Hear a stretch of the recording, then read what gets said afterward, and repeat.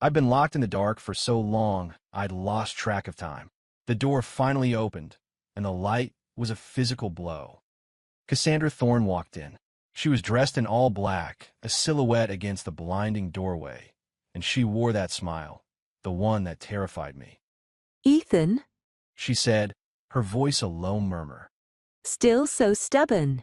She crossed the room and lifted my face with her hand. Her touch was cold. I twisted my head away, refusing to look at her. What is the matter? Is this all the fight an Aegis agent has left? She taunted. Her fingers tightened, forcing my chin back toward her. I clenched my jaw. Cassandra, if you're going to kill me, just do it! Cut the theatrics! Kill you? She leaned in, her breath ghosting across my skin.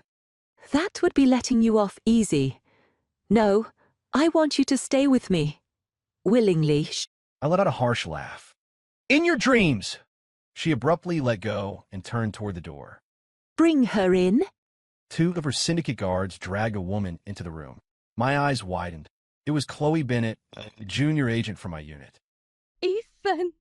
She cried out, her face bruised and swollen. Cassandra watched my reaction, a slow, satisfied smile spreading across her lips. Let her go! I lunged, but the heavy chains holding me to the wall pulled me up short. Cassandra strolled over to Chloe, tilting the younger woman's chin up with a single finger. Now, Ethan, tell me, where should I start? Cassandra! Damn it! I snarled, the words tasting like acid. This is between us! Leave her out of it! Out of it? She spun back to me, her eyes flashing. Then why did you come after me in the first place? You knew exactly who I was, the leader of the syndicate. Why pretend to care about me? Why get into my head? I had no answer. It had been an assignment. I went undercover, posing as a rogue operative to get close to her. I thought I could gather the intel and get out clean. I never imagined it would come to this. I was just following orders, I said, my voice barely a whisper. Her expression darkened. Following orders? So all those things you said to me, they were all lies. I couldn't meet her eyes. Some of it had been real, but I could never admit that. Cassandra suddenly laughed, a chilling sound that echoed in the stone room. Fine, that's fine, she said, waving a hand dismissively. Take Miss Bennett downstairs. Make sure she's comfortable. No, I yelled. Cassandra, please don't hurt her. She arched an eyebrow. That's not how you beg. I dropped my head, the fight draining out of me. Please. Not good enough, she said, drawing out the words. I want to hear you say it. I want you to tell me, with all your heart, that you're willing to stay with me. Chloe struggled against her captors. Ethan, don't you dare listen to her. I'd rather die. With a flick of her wrist, Cassandra sent a pulse of energy that knocked Chloe unconscious. Chloe, I roared, rattling the chains until my wrists were raw. Cassandra stood before me again. It's your choice, Ethan. Her life, or your freedom. I closed my eyes, my heart feeling like it was being torn in two. Finally, the words forced their way out. I'll do it. I'll stay. Cassandra's smile was both beautiful and monstrous. See? That wasn't so hard. She motioned for her guards to take Chloe away, get her medical attention, then drop her back on Aegis territory. I breathed a sigh of relief, but I knew this was far from over. Cassandra unlocked my chains, and my body immediately gave out. I collapsed to the floor, my limbs numb from being held in one position for so long. She knelt beside me, her fingers stroking through my hair. From now on, you belong to me. I jerked my head away from her touch. This is just a deal. Her eyes went cold. She grabbed my wrist, her grip like steel. I'll make you mean it. The days that followed were a blur of gilded captivity. I was kept in her penthouse suite, a palace of glass and steel overlooking the city. She gave me the finest clothes, the best food, but I was never, ever out of her sight. Every day, she asked the same question. Ethan, do you love me? And every day, my answer was the same. No. Each time I said it, she found a new way to torment me. Sometimes it was a syndicate serum that set every nerve in my body on fire while leaving me paralyzed. Other times, she would lock me in a sensory deprivation chamber until I was gasping for air, my mind fracturing. But the worst was when she'd bring in Aegis agents who'd try to rescue me, and she would break them right in front of my eyes. Why won't you just say it? She demanded one day, pinning me against a wall of windows. The city lights a dizzying galaxy below us. I looked into her obsessive, desperate eyes and suddenly felt a wave of pity. Cassandra, you can't force someone to love you. Something flickered in her gaze. I don't care. I just need you here with me. Forever. That night, she came to my room, drunk on whiskey. It was the first time I had ever seen her look vulnerable. Ethan, she mumbled, slumping against my shoulder, her voice thick. Why can't you smile at me like you used to? I froze. The ruthless matriarch of a syndicate was, in that moment, just a broken woman. But I said nothing. She suddenly pulled back, her eyes clearing with a frightening intensity. Still nothing. I remained silent. She smiled, and a deep sense of dread washed over me. Fine, then I'll take you somewhere. She dragged me down to the syndicate's holding cells in the building's sub-basement. And there, in one of the cells, was the last person I expected to see. Leo Sterling, my mentor, my commanding officer. Ethan, what are you doing here? Leo asked, shocked. His gaze shifted to Cassandra. You witch, what have you done to him? Cassandra wrapped an arm around my waist, pulling me close. He's mine now, she purred. Leo's eyes widened in disbelief. Ethan, is that true? Did you turn on us? I shook my head frantically. No, Leo, it's not like that. She's forcing me. Cassandra's arm tightened. Oh, so, if I were to kill your precious mentor, would you hate me for it? My entire body went rigid. Cassandra, don't. She tilted her head. Beg me. I saw the betrayal in Leo's eyes, and it felt like a knife in my gut. Please, I whispered. Cassandra smiled, but it didn't reach her eyes. Instead of releasing him, she signaled her guards to begin their work. I had to watch as they tortured the man who had been like a father to me, and I was powerless to stop it. Say you love me, Cassandra whispered in my ear, and I'll let him go. I gritted my teeth. Never. Leo suddenly cried out, his voice strained but clear. Ethan, don't give in. I'd rather die than see you break. Cassandra's expression hardened. She flicked her fingers, and the guards intensified the torture. That's when I finally broke. Stop. I'll say it. I love you. Cassandra, I love you. The cell fell silent. A brilliant, genuine smile lit up Cassandra's face. It was a look of pure joy, one I'd never seen on her before. She waved her hand, and the guard stopped. You should have just said so from the start. Then, right in front of Leo, she pulled me into a deep, possessive kiss. I closed my eyes, and a wave of humiliation burned through me. When it was over, she kept her word and let Leo go. But I knew this was just the beginning. Back in the penthouse, I shoved her away. Are you satisfied? She nodded, that smile still on her face. Very. I couldn't take it anymore. I raised my hand to strike her, but she caught my wrist with lightning speed. Don't forget, Ethan, she said softly. Chloe may be safe for now, but I can always bring her back. I froze. You promised you'd leave her alone. I did, she said, her thumb tracing my cheekbone. But I'm not above breaking a promise if you misbehave. From that day on, I learned to play the part. I told her I loved her every morning. I even started to feign affection. Cassandra was happy, and the leash she kept me on began to loosen. But in my heart, I knew it was all a lie. I was just biding my time, waiting for the one chance I needed to escape for good. Then one day, I noticed how pale she looked. She was always taking pills when she thought I wasn't looking. When I asked, she'd just say they were vitamins. It wasn't until I overheard her doctor speaking to her in the hall that I understood. Ma'am, the internal damage can't be ignored any longer. If you don't treat it with a compatible life force infusion, I'm afraid. Cassandra cut him off, her voice like ice. Be quiet. Ethan is not to know. I stood frozen in the doorway.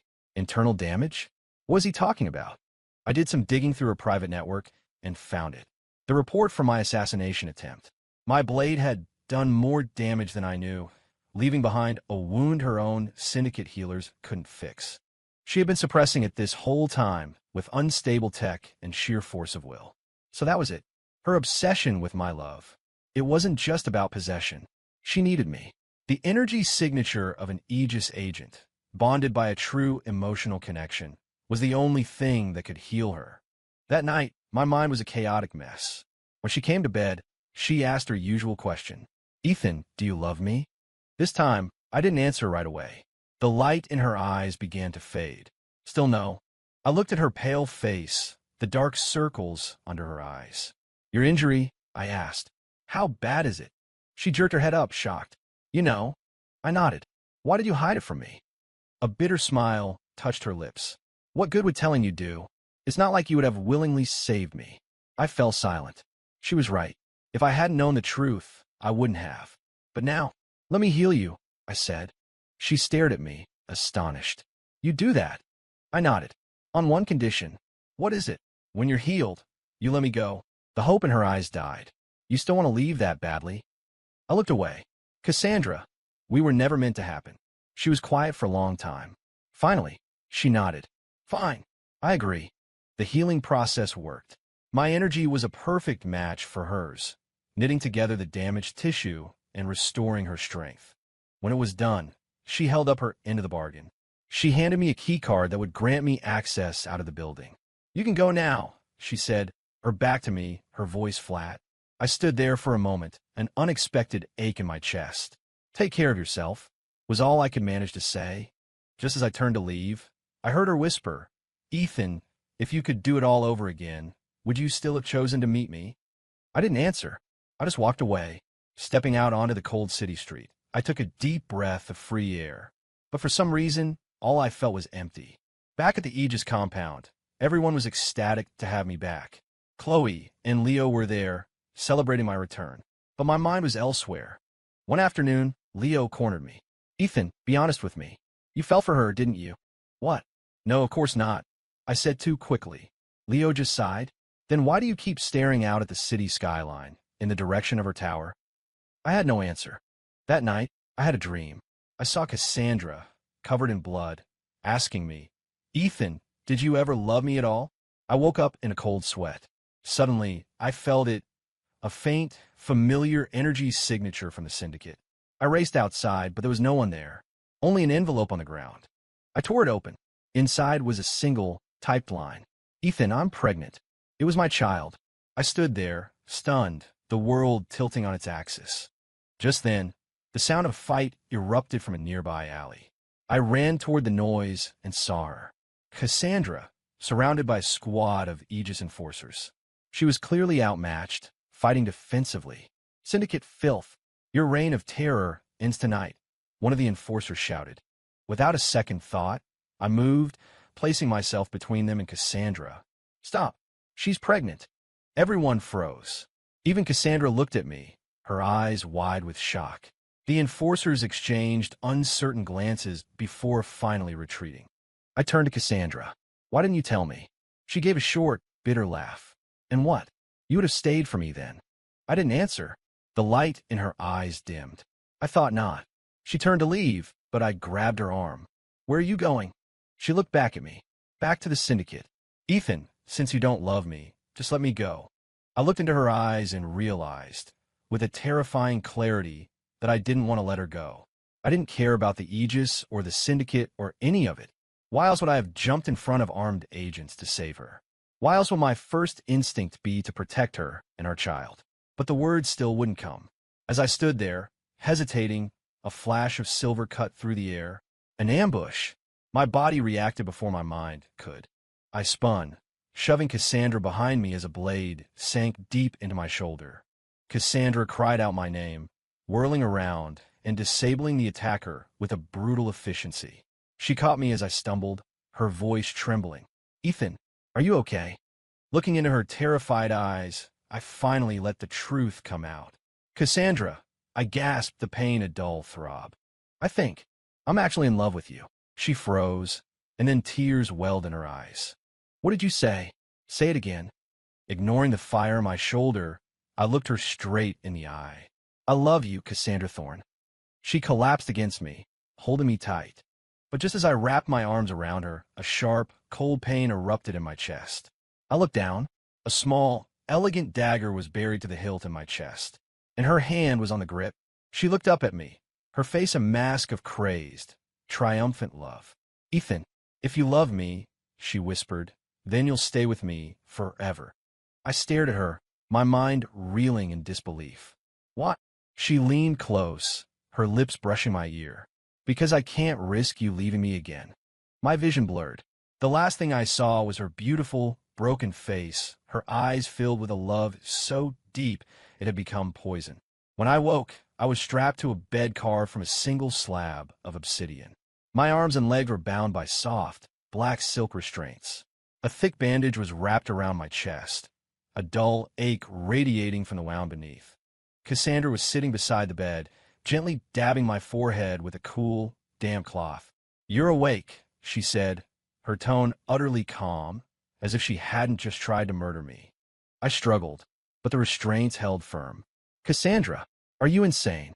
I yelled, my voice hoarse. "Why would you do that to me?" She set the cloth aside and leaned over me. "Because you said you love me, Ethan, and if you love me, you'll stay with me. Always." I was lying. I shouted, the words desperate and reckless. The warmth vanished from her eyes. Lying. I regretted it instantly, but it was too late. She stood and retrieved a small vial from a nearby table. "It doesn't matter, Ethan," she said softly. "I have ways of making you tell the truth." She pinned me with one hand, pried my jaw open with the other, and poured the vial's contents down my throat. I choked and sputtered, but the liquid was already working its way into my system. "What was that?" I demanded, fear coiling in my gut. She smiled. "Something to help you be honest." A strange heat spread through my body, and my thoughts grew hazy. Cassandra's voice seemed to come from a great distance. "Ethan, do you love me?" I fought it, clamped my jaw shut, but the drug was too strong. My mouth opened against my will. "Yes." A look of pure satisfaction crossed her face. "There. That's my good Ethan." I hated my own weakness, and I hated that goddamn serum more. For days, it was the same routine. She would dose me, ask me the question, and I would be forced to give the answer she wanted. Each time the drug wore off, the rage and helplessness grew stronger. One day, after giving me the serum, she unfastened the restraints. "Get up, Ethan. I'm taking you somewhere." I moved like a puppet, the drug robbing me of my will. She led me to a rooftop garden, a hidden oasis of black roses blooming under the perpetual twilight of the city. "This is the anniversary of the day we first met," she said, plucking a rose and tucking it into the lapel of my shirt. "Do you remember?" I remembered through a fog. I was undercover as an arms dealer, trying to get close to her at a gala. She had been drawn to my defiance, and I had been focused on finding a weakness in her operation.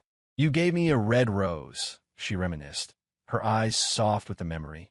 "You said it matched my lips." The drug forced the truth from me. It was part of the mission. Her face hardened instantly. "The mission," she repeated, grabbing the front of my shirt. "So everything you said, every single word, it was all a lie?"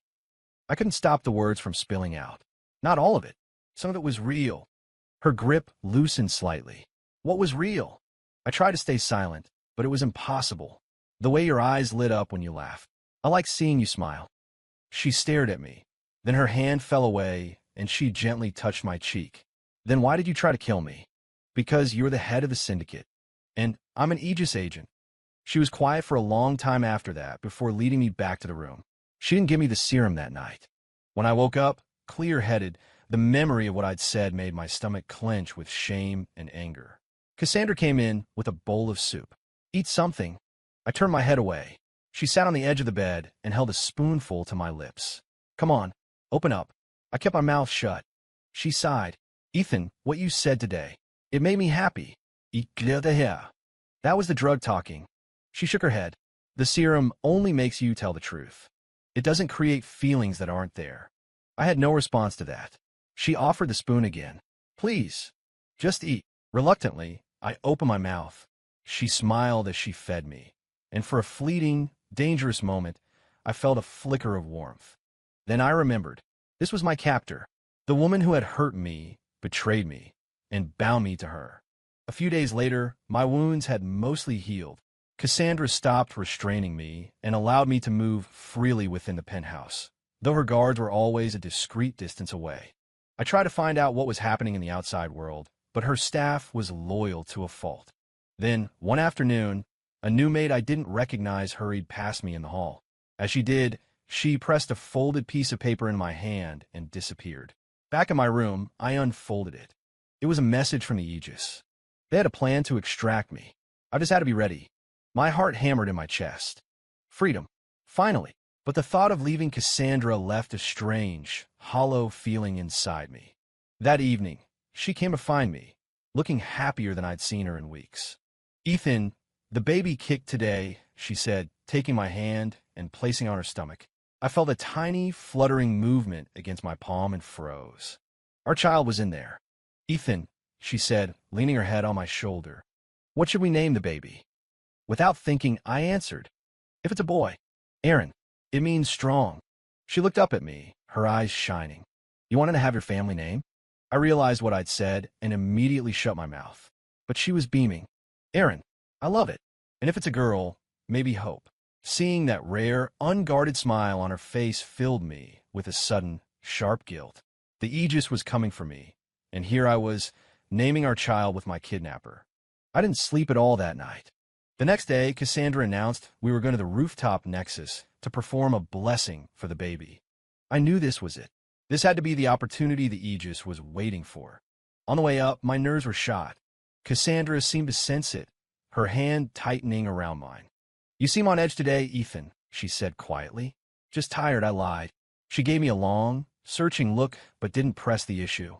The Nexus was an open-air chamber at the very peak of the tower, a place of quiet, solemn power. Cassandra led me to the center and began the ritual. Halfway through, an explosion rocked the floor below. "Protect the matriarch," the guard shouted. A team of black-clad figures stormed the Nexus, engaging the Syndicate guards in a chaotic firefight. I recognized their movements. It was an Aegis strike team. "Ethan, over here," Leo yelled from the doorway. I looked at Cassandra. She was calm, directing her guards with deadly precision. "Ethan," she turned to me then, her expression unreadable. "Are you leaving?" I hesitated. "Ethan, now? We don't have time," Leo shouted again. Cassandra gave a small, sad smile. "Go on, Ethan. Go back to your people." "Stay here, stunned." "Go," she said, turning away. Before I changed my mind, gritting my teeth, I ran toward Leo. But just as I reached the edge of the platform, I heard Cassandra cry out in pain. I spun around. An arrow was protruding from her side. She was collapsing into the arms of one of her guards. I stopped dead in my tracks. "Ethan, let's go," Leo urged. I looked at Cassandra's pale face, at the way her hand instinctively went to protect her stomach, and I made my choice. I ran back to her side. "Ethan," Leo's voice was a mixture of shock and fury. Cassandra looked up at me, bewildered. "Why did you come back?" I supported her, holding her steady.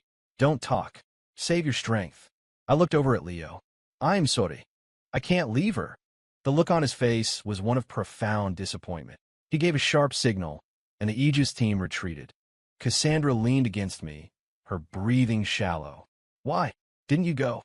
I was silent for a moment. "Because you're carrying my child," I said. The light in her eyes faded. "Just because of the baby?" I didn't answer. She closed her eyes and said nothing more. Back in her medical suite, the doctor treated the wound. It wasn't deep, but Cassandra remained silent and withdrawn. I stayed by her bed, unsure of what to say. That night, she finally spoke. "You could have left, Ethan." "I know," I said quietly. "So why did you stay?" she asked, her eyes searching mine. I looked away. "I told you. The baby." She suddenly grabbed my hand, her grip surprisingly strong. "Look at me and say it." I met her gaze. "Because of the baby." She stared at me for a long moment, then let go and turned her back to me. "Then go. I don't want to see you again." I was stunned. "What?" I said, "Get out." Her voice was ice. "If you're only staying out of pity, then I don't need you." I didn't move. She sat up abruptly, her face twisted in pain. "Get out." I turned and walked to the door, but as I reached for the handle, I heard a choked sob. I don't know why, but I went back. She looked up, her face streaked with tears. "What are you doing here?" I reached out and wiped a tear from her cheek. "Because I want to be here." She threw her arms around me and cried, her whole body shaking. For the first time, I held her back. We talked for hours that night. She told me about her childhood, about being groomed to lead the Syndicate, about learning to use cruelty as a shield for her own fear. I told her about the strict code of the Aegis, my own ambitions, and the conflict that had been tearing me apart. It felt like we were back at the beginning, before the lines were drawn, before we were enemies. But peace is a fragile thing. The next day, the Syndicate's Council of Elders demanded an audience with Cassandra. They wanted me executed. Matriarch, he is an agent of the Aegis. A viper in our nest. Cassandra's voice was cold steel. He is my consort and the father of my heir. Touch him, and you answer to me. The elders backed down, but their resentment was palpable. After they left, I told her, you don't have to do this. She took my hand. Ethan, I would fight the whole world for you. My heart warmed at her words, but a sense of dread followed close behind. A few days later, a rebellion broke out on the Syndicate's southern border. Cassandra had to go deal with it herself. Before she left, she made me promise not to leave the tower. I agreed. But the day after she was gone, I got an anonymous message. Chloe Bennett had been captured again. She was being held in the sub-basement cells. I couldn't sit back and do nothing. I knew it could be a trap, but I had to get her out. I slipped down to the cells and found her, just as the message said. She was badly beaten. Ethan, how did you? No time to talk. I'm getting you out of here, I said, working on her restraints. But as we neared the exit, a dozen Syndicate guards surrounded us. And stepping out from the shadows, her face a mask of thunderous fury, was Cassandra. She was back early, her tactical gear still stained with dust and blood. Ethan, she said, her voice dangerously calm. You broke your promise. Cassandra stood at the mouth of the corridor, her eyes so cold they burned. Is this what my trust is worth to you? She asked, her voice quiet, which was far more terrifying than if she had been screaming. I tried to explain. Cassandra, Chloe is my friend. They were going to kill her. I couldn't just. So you went behind my back? You snuck into my prison. She advanced on me, each step deliberate and menacing. Ethan, I have given you so many chances. Chloe scrambled to stand in front of me. You monster! Don't you hurt him! Cassandra didn't even look at her. A wave of force emanated from her hand, and Chloe was thrown against the far wall, slumping to the ground unconscious. I rushed toward Chloe, but Cassandra grabbed my arm, her grip unbreakable. Worried about her? She sneered. You should be worried about yourself. She dragged me back to the penthouse and threw me onto the bed. Cassandra, just listen to me. She wasn't listening. She bound my hands and feet with a now familiar black silk. I'm done listening to your lies, Ethan. She went to her cabinet and retrieved the small, crystalline vial. I shook my head, my blood running cold. No, not that again, please. She pinned my head with one hand. You don't get to choose anymore. The serum burned as it went down, and the world began to warp at the edges. When the drug took hold, she began her interrogation. Do you love Chloe Bennett? I fought to lie, but my body betrayed me. No, I don't. Do you love me? The struggle was monumental this time, a war inside my own mind, but the serum won. Yes. A flicker of triumph crossed her face before it hardened again. Then why do you keep betraying me? The drug ripped away my defenses, exposing the deepest, most terrified part of myself. Because I'm afraid of what it means to love you, afraid of betraying everything I've ever known. Cassandra froze, her hand falling away from my face. What did you say? The confession poured out of me, uncontrolled. I fell in love with you a long time ago, but I'm Aegis. I can't love the matriarch of the Syndicate. She just stared at me, her expression a maelstrom of conflicting emotions. Suddenly, she gasped, her hands flying to her stomach as her face went white with pain. Cassandra, what's wrong? I yelled, forgetting I was tied down. The baby. She grunted, her voice strained. I think it's coming. Early. Panic seized me. Someone get the doctor. But she shook her head, fumbling for another vial. First, the antidote. Her hands trembling, she managed to pour the antidote into my mouth before pressing the button on her nightstand to summon her medical team. As the serum's effects receded, my own panic intensified. The doctors rushed in and helped Cassandra into the adjoining medical suite.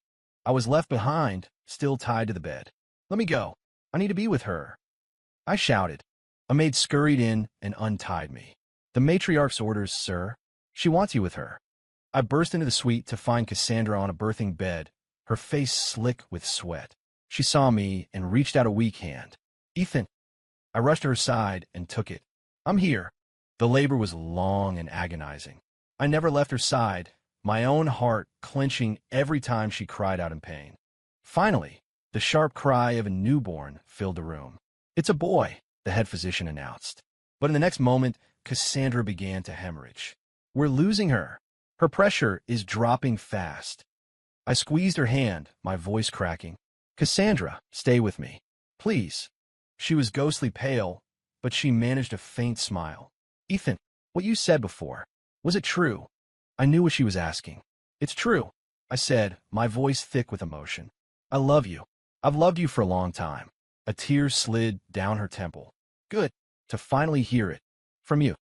The medical team worked frantically, but it was no use. I knelt by her bed, a kind of fear I had never known consuming me. Cassandra, don't leave me, I begged. Don't leave us. We have a son. She shook her head slightly. I am sorry. Ethan, for everything I did. To you. I kissed her hand. It doesn't matter. I forgive you. Just live. Please, just live. She smiled one last time, a peaceful, tired smile, and then her eyes drifted shut. Cassandra! I screamed. The physician checked her pulse and slowly shook his head. She's gone. The blood loss was too severe. We did everything we could. I gathered her cooling body into my arms and wept. It was only then, in the crushing silence of her absence, that I finally understood how completely I loved her. This fierce, broken, obsessive woman who had turned my world upside down. A week later, I stood before Cassandra's grave, holding our son. The syndicate elders stood behind me, their demeanor now respectful. Mr. Vance, one of them said, according to the matriarch's final directive, you are now the acting leader of the syndicate. I shook my head. This isn't my world. I'm taking my son back to the Aegis. The elders exchanged uneasy looks, but didn't argue. At least honor her by completing the 7 days of mourning. I agreed. On the 7th night, as I was standing vigil, I heard a familiar voice from the shadows behind me. In such a hurry to run away with my son, I whipped around. Bathed in moonlight, pale but very much alive, stood Cassandra. You're not dead, I whispered, my mind unable to process it. She smiled. Did you really think I'd go down that easily? It was just a little test, to see what you'd say when you thought I was gone. A white-hot rage surged through me. You lied to me again. She stepped closer, reaching up to cut my face. But this time, I heard what I needed to hear. I should have pushed her away. I should have walked out. Instead, I pulled her into a desperate embrace. Don't you ever do that again, I choked out. I really thought I'd lost you. She held me just as tightly. I am sorry, Ethan. I promise. That was the last time. It had all been a ploy. The hemorrhage, the doctors, her death, a perfectly orchestrated play to get to the truth of my heart. Why? I asked, pulling back to look at her. Because I had to be sure, she said, her eyes searching mine. I had to know that you loved me, not just the mother of your child, and that you weren't just staying out of guilt. She confessed that hearing my real confession had changed something in her. She knew she couldn't keep me as a prisoner anymore. You're free, Ethan. Genuinely free. You can take our son and go back to the Aegis. I looked at her in astonishment. You'd really let me go? She nodded, though her eyes were glistening with unshed tears. Love isn't a cage. I finally understand that. The next morning, I stood at the edge of syndicate territory with our son in my arms. Cassandra was there to see me off, her composure a fragile mask. Name him Aaron, she said. Like you wanted. I walked over to her. Don't you want to hold him? She took the baby from me with reverent hands, pressing a soft kiss to his forehead. Then she handed him back. Go, before I regret this. I turned and took a few steps, but then I stopped. I looked back at the woman in black, standing alone at the gate, trying so hard not to cry. And I walked back. Cassandra, I said, my voice steady. Will you come with me? Her eyes widened. What? Come back with me. We can be together. She shook her head. The Aegis would never allow it. Then let them try and stop me, I said, my voice filled with a certainty I had never felt before. I'm not leaving you again. Tears finally spilled down her cheeks as she collapsed into my arms. In the end, Cassandra abdicated her leadership of the syndicate, placing it in the hands of a trusted council. She came back with me. The Aegis was in an uproar at first, but faced with our unshakable resolve, and the presence of our son, they eventually, grudgingly, came to accept it. We built a new life for ourselves in a quiet house on the neutral ground between the two territories, a place that belonged to neither and both. Cassandra learned, slowly, to love without chains and without fear. One night, as we watched our son sleep, she asked me the question that had started it all. "Ethan, do you regret meeting me?" I looked at her, at the woman I had once sworn to destroy and now couldn't live without, and I answered with the simplest truth I knew. "Never." She smiled, and it was the warmest, most beautiful smile I had ever seen. Our love was born from darkness and deception, but in the end, it was the only thing that had truly set us free.